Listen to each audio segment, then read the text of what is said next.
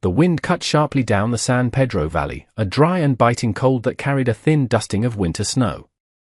The snow, an unusual sight in this arid land, clung to the frozen ground in fragile patches. It was just enough to trace the stumbling path of someone who had traveled far beyond their limits, their strength borrowed from sheer will alone. Rhys stopped in his tracks the moment he saw her fall.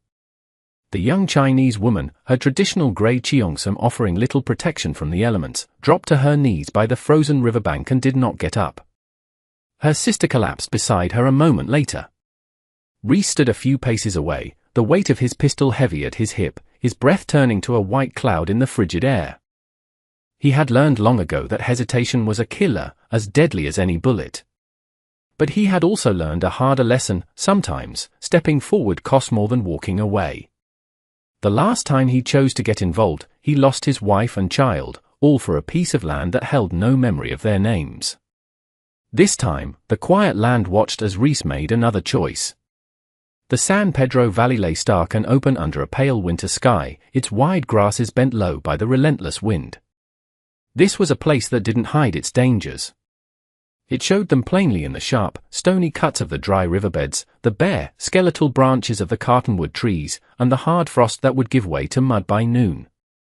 The men who survived here knew that life was less about luck and more about knowing when to act and when to hold back. Rhys had chosen this place for its lack of comfort. His small ranch house was a simple structure of timber and packed earth, built for survival, not for show. It stood far from any town or trading post. His cattle grazed on thin pastures, and water came from the river, a source as unreliable as a stranger's promise. Everything in Rhys's life was measured and deliberate.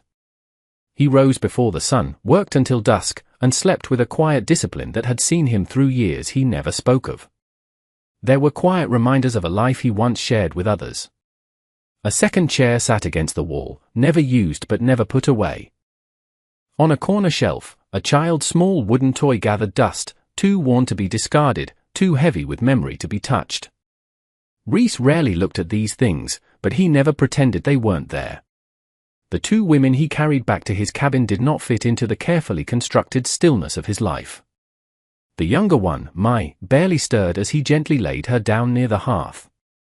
Her dark hair was tangled, and her skin was pale with cold, but even unconscious, her face held a quiet strength. The other woman, Lian, was watchful. She tracked Rhys's every move, her eyes sharp and assessing. Whenever she could, she positioned herself between him and her sister. Her grey cheongsam was thin and worn from travel, and her hands were chapped from the cold, but she carried herself with an air of control. She was a woman used to danger, someone who could read a man's intentions before he ever spoke a word. Rhys said little. He built up the fire, set a pot of water to warm, and moved with a practiced efficiency. He didn't ask where they had come from or what trouble they were running from. In this land, questions were often a trap, and he had no intention of setting one. Outside, the wind continued its assault on the valley, scraping the last of the night's deep cold away. Inside the cabin, warmth began to slowly seep into the walls. The small space felt different, not invaded, but unsettled, as if the profound quiet Rhys had cultivated for years had been forced to acknowledge another presence. As the fire crackled and threw dancing shadows on the walls, Rhys understood a truth he had been avoiding since he lifted Mai from the snow. Bringing them here was an act that could not be undone. Whatever came next would not simply melt away with the morning frost. Night settled over the valley not just with darkness, but with sound, the constant push of the wind against the cabin walls and the quiet creak of timber as the heat from the fire worked its way into the beams. Rhys stayed on his feet long after the fire was roaring, moving through the cabin with the same deliberate restraint he applied to every important decision. Mai's condition grew worse before it improved. Her breathing became shallow and uneven, and her skin felt hot to the touch when Rhys checked her forehead. He had seen fevers like this before and knew how quickly they could turn deadly. He kept the fire fed, warmed water, and patiently waited for her temperature to come down slowly, avoiding the shock of a sudden change. Every movement was careful, every pause intentional. Lian watched him without a word, her gaze unwavering. She had positioned herself near her sister's head, one hand resting lightly on Mai's shoulder, as if to anchor her to the world. When Reese moved closer, Leanne's body shifted, not as a threat, but as a clear boundary that he did not challenge. He understood. Out here, trust was a currency rarely offered and never given twice. For a long time, the only sounds were the soft crackling of the fire and the grinding of the wind outside. Reese took a seat against the far wall, giving them space but staying close enough to act if needed. His pistol remained at his side, not as a threat, but out of habit. In the long, dark hours of the night, old habits had a way of feeling like old friends. Sometime after midnight, Mai began to stir. It wasn't a full awakening, just a slight movement and a small sound caught in her throat as the fever began to break. Reese stood up immediately, moving slowly so as not to startle them. Leanne's grip on her sister tightened, her eyes sharp and ready. Mai's gaze, hazy and unfocused, found Reese through the dim light. Her lips parted, and for a moment, it seemed she might speak. Instead, she swallowed and whispered a single word in her own language, the sound thin but clear. Leanne answered her softly, gently brushing the hair back from her face. Reese waited patiently. When Mai's eyes returned to him, they were clearer. She did not look afraid.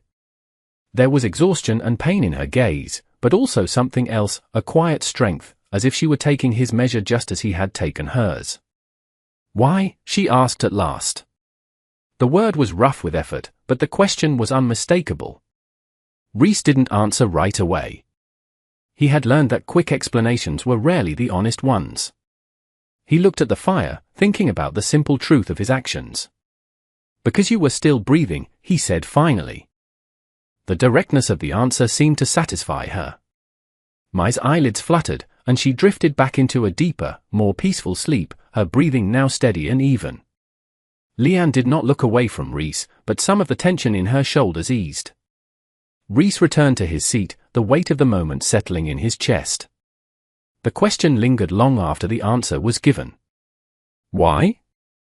The land would have accepted his silence just as easily as it had accepted his help. It offered no judgment either way. But as the fire burned low and the night stretched on, Reese understood that this was not a question the land could answer for him. It was one he would have to live with. Morning arrived quietly. The deep cold had retreated during the night, leaving the ground dark and damp where the thin layer of snow had melted. A pale light spread over the riverbank, revealing the softened footprints and bent grass that marked the spot where 2 lives had nearly ended. Reese stepped outside before the sun had fully risen, moving with a quietness born of habit. He checked on his cattle, walked the riverbank, and then returned to the cabin. His routine had always been his anchor, but this morning it felt different, stretched to include the 2 strangers inside. When he returned, the fire had already been tended. Leanne was kneeling by the hearth, carefully adding a piece of wood. She glanced up as he entered, giving him a brief nod of acknowledgement before turning back to her task. It wasn't a gesture of gratitude, but one of shared understanding after a long night. Mai was propped up on some folded blankets, her eyes open and alert, quietly tracking the movements in the room. The fever was gone, leaving her weak but clear-headed. Reese placed a bowl of warm broth on the table and stepped back. Mai looked from the bowl to her sister. Leanne hesitated for only a moment before taking the bowl to her. Each spoonful was taken slowly, deliberately, as if Mai were reteaching her body how to accept help. Reese watched from a distance, careful not to crowd them. He knew from hard-won experience that recovery was a matter of patience, not force. The day passed with little conversation. Reese fixed a loose hinge on the door, sharpened a knife by the window, and split firewood until his arms ached. The steady, predictable sounds of his work filled the cabin. It was Mai who finally broke the silence. "You live far from other people," she said, her voice stronger now. Reese looked over at her, surprised by the question. "Far enough," he replied. She nodded, accepting his short answer. "It is quiet here." Quiet was the point, he said, the words coming out before he could stop them. They hung in the air between them. Mai studied his face, not with simple curiosity, but with a look of recognition. She knew the look of a man who had chosen to be alone for reasons that ran deeper than just wanting peace and quiet. That afternoon, Isaac showed Leanne where he kept his dried herbs. explaining how to use them for a lingering cough. He spoke plainly, without any expectation of thanks. Leanne listened intently, committing every detail to memory. "We will not stay long," she said when he was finished. It wasn't a question, it was a statement, a boundary.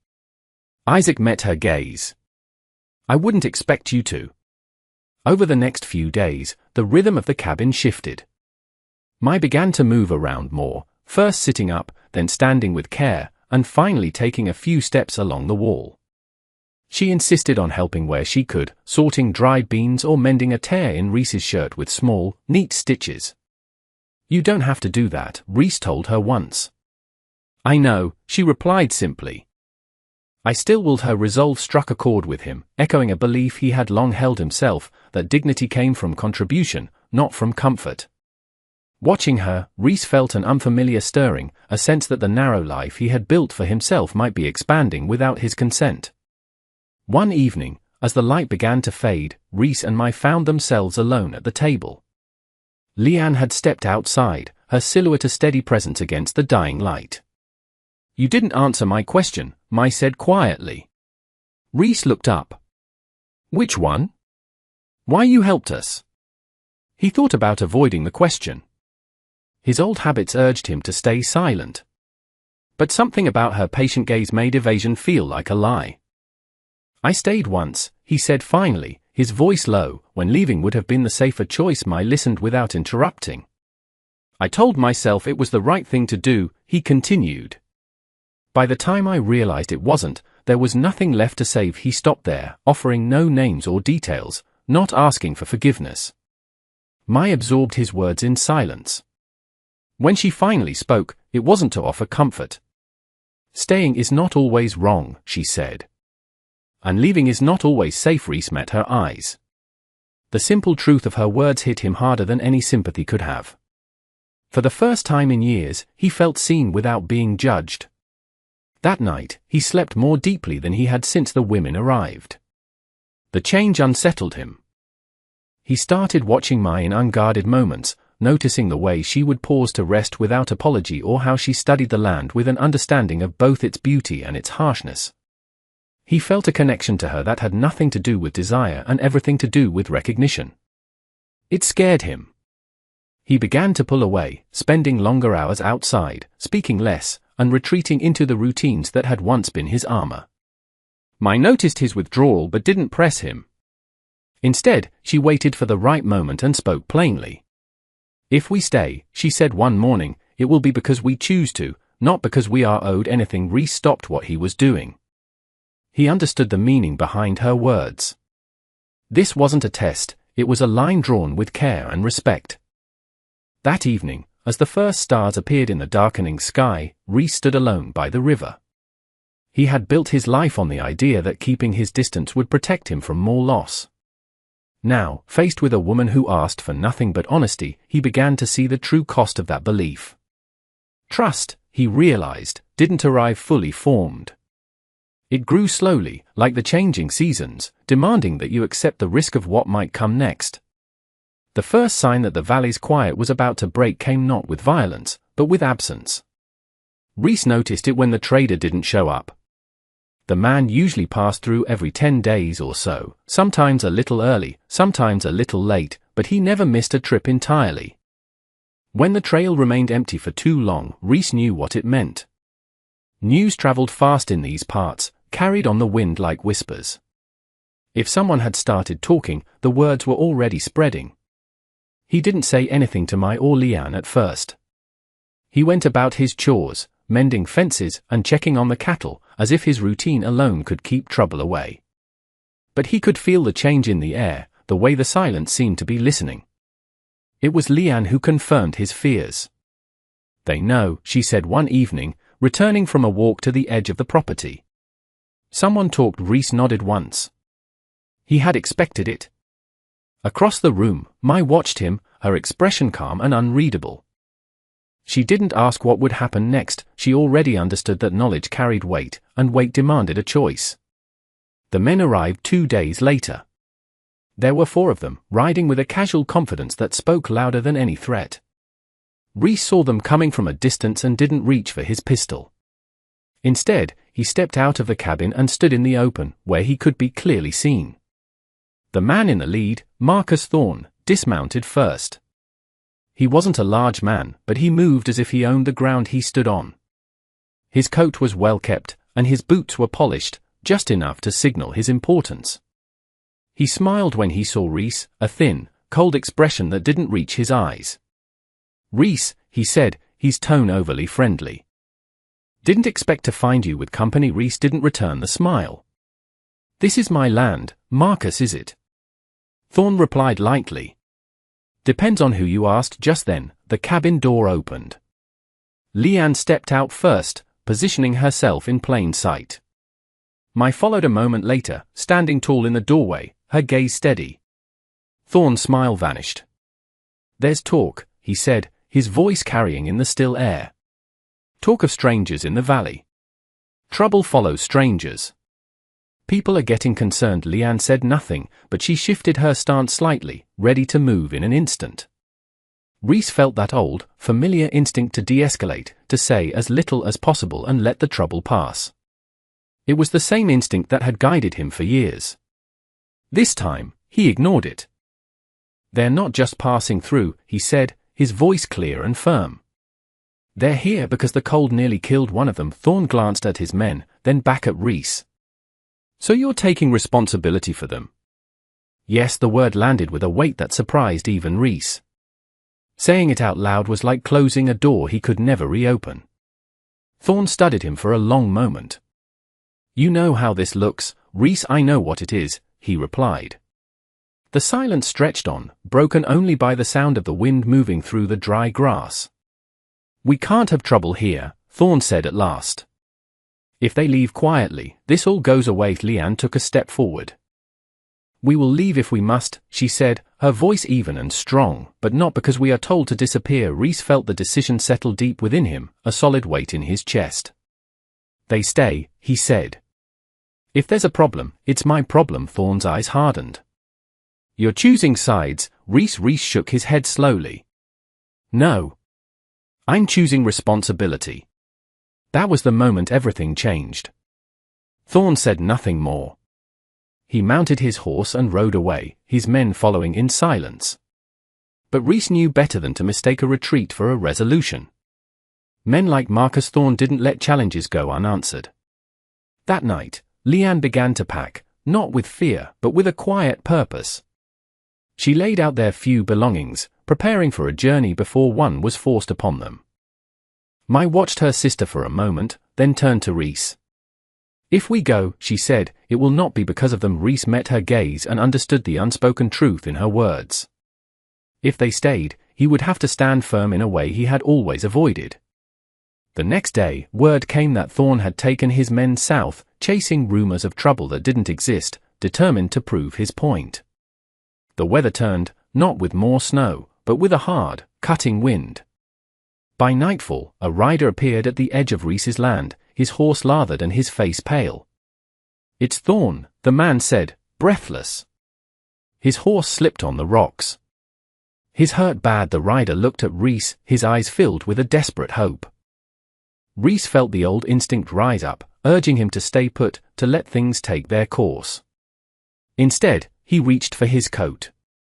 Mai saw him and understood at once. "You don't owe him anything," she said quietly. "I know then why." Reese paused, the answer forming easily. "Because I won't live by leaving things undone anymore." He rode out alone into the cold, dark night. He found Thorne pinned and injured, his pride wounded more than his body. Reese worked in silence, cutting him free, binding his wounds, and bringing him back alive. By morning, the story had spread. Thorne survived, but his authority was broken. His lies and recklessness were now common knowledge. The men who had followed him no longer spoke his name with respect. In a place where a man's word was everything, that was a punishment worse than any injury. When Reese returned to the cabin, Mai was waiting. He didn't have to explain himself. The choice had been made, before the land, before others, and before himself. And for the first time, he did not turn away from it. The valley settled slowly after the confrontation, as if the land itself needed time to breathe. The wind softened, and the cold nights grew clearer and felt more honest. Life returned to its familiar rhythms, but nothing was quite the same.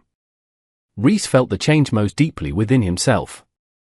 He still rose before dawn, tended the fire, and walked the riverbank, but each task now carried a new meaning. He was no longer just surviving for himself, his decisions now reached beyond the small circle he had drawn around his life. Inside the cabin, Mai was already awake, sorting dried beans at the table. Leanne stood near the wall, adjusting the straps on her pack. The silence in the room was not empty, but full of unspoken understanding. "I won't ask you to stay," Rhys said finally. Mai looked up, her expression calm. "I wouldn't stay if you asked," she replied. The honesty between them was a relief. "If you remain here," he continued, "it will be because you choose to, not because you need shelter or because I feel responsible." Leanne's eyes met his, weighing his words. "This land isn't easy," Rhys said. "It doesn't forgive mistakes." Mai folded her hands. "Nothing worth choosing ever is." Leanne stepped forward, her pack settled firmly on her shoulder. "I will not stay," she said. "My work here is finished." Mai turned to her sister, a flicker of concern in her eyes. "You don't have to go yet." "I do," Leanne replied gently. "You no longer need me to stand between you and the world." They shared a simple meal together. When it was over, Leanne stood and checked her gear one last time. At the door, she paused and looked at Rhys. "You chose correctly," she said, not as praise, but as a simple acknowledgement. Then she stepped out into the morning light and was gone. Mai watched from the doorway until her sister was just a small figure in the distance. When she turned back inside, her eyes were clear. "I will stay," she said simply. But not as someone being kept. Rhys met her gaze. "I wouldn't have it any other way." They spent the day working together, planning for the spring. He found himself explaining his choices, thoughts he had once kept only to himself. That evening, as the fire burned low, Rhys spoke again. "I don't know what this becomes," he said honestly. "Only that I won't walk away from it." Mai considered him for a moment. "That's enough." The days that followed passed with a quiet purpose. Word eventually came that Leanne had joined a group heading for higher ground, a place where her strength and vigilance would serve a greater need. The news felt right. The cabin changed in small ways. Tools were moved to be within easy reach for both of them. The second chair was pulled up to the table, not as a symbol, but because it was needed. One evening, Rhys stood by the river, remembering the morning he had found them. He understood that his choice hadn't erased his past failures, but it had refused to let them define his future. When he returned to the cabin, Mai was mending a piece of leather. She looked up as he entered. "This place feels different," she said. "It is," he replied. They didn't speak of love or make promises they couldn't keep. What they had was built on a shared understanding that neither would retreat when things got hard. As winter finally loosened its grip, the valley came back to life. Rhys worked not just to survive, but to build something that would last. Mai worked beside him, her presence a quiet and steady choice. The small ranch was no longer a symbol of isolation, but a place of shared resolve. The land itself remained unchanged, vast, indifferent, and demanding. But within that vastness, a new life had taken root, not through grand gestures, but through the simple, daily choices to stand firm and not walk away. And that, Rhys knew, was the only kind of ending the frontier ever truly offered. The story of Rhys, Mai, and Leanne teaches us a profound lesson about responsibility and redemption. Rhys begins as a man haunted by his past, choosing isolation as a shield against further pain and loss. However, his decision to help Mai and Leanne forces him to confront the very thing he fears, getting involved. Through his actions, first by saving the sisters and then by standing up to Marcus Thorne, he learns that true strength isn't found in hiding from the world, but in accepting responsibility for others. This journey shows that we cannot erase our past mistakes, but we can choose to stop letting them control our future. Ultimately, it is this choice, to be responsible, to connect, and to protect, that allows Rhys to find a new purpose and a chance at a different kind of life, proving that even in the harshest of places, compassion and courage can forge a new beginning. What do you think of the story and the choice Reese made? Let us know your thoughts in the comments below. If you enjoyed this tale of the Old West, please consider subscribing to the channel for more stories like this. Thank you for watching.